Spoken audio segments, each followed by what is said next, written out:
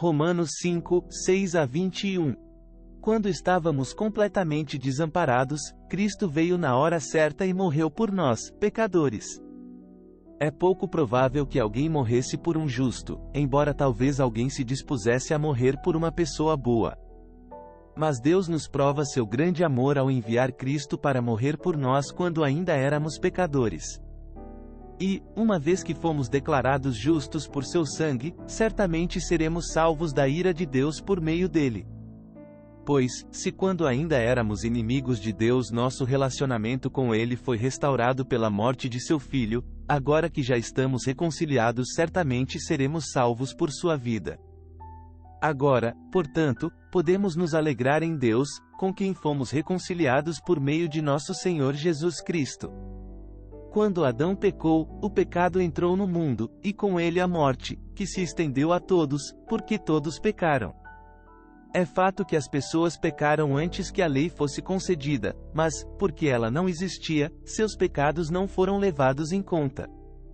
Mesmo assim, do tempo de Adão até o de Moisés, todos morreram, incluindo os que não desobedeceram a uma ordem explícita de Deus, como Adão desobedeceu. Na verdade, Adão é um símbolo, uma representação daquele que ainda haveria de vir.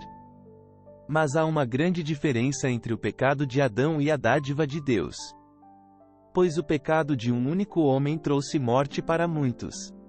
Ainda maior, porém, é a graça de Deus e sua dádiva que veio sobre muitos por meio de um único homem, Jesus Cristo.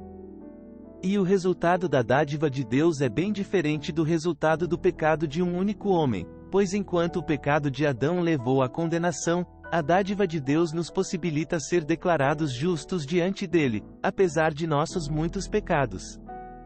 A morte reinou sobre muitos por meio do pecado de um único homem. Ainda maior, porém, é a graça de Deus e sua dádiva de justiça, e todos que a recebem reinarão em vida por meio de um único homem, Jesus Cristo. É verdade que um só pecado de Adão trouxe condenação a todos, mas um só ato de justiça de Cristo removeu a culpa e trouxe vida a todos. Por causa da desobediência a Deus de uma só pessoa, muitos se tornaram pecadores. Mas, por causa da obediência de uma só pessoa a Deus, muitos serão declarados justos.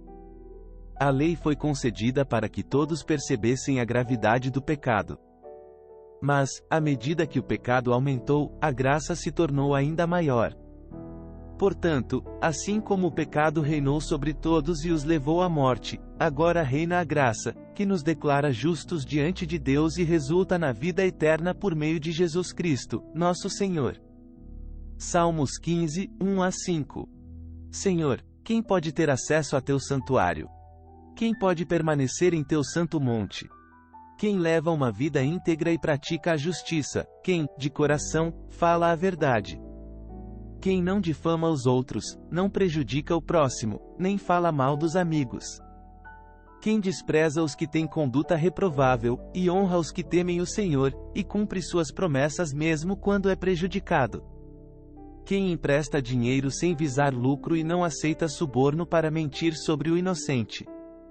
Quem age assim jamais será abalado. Provérbios 19, 18-19.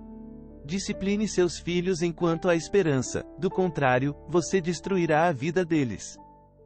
A pessoa que se ira facilmente deve sofrer as consequências, se você a livrar uma vez, terá de fazê-lo novamente.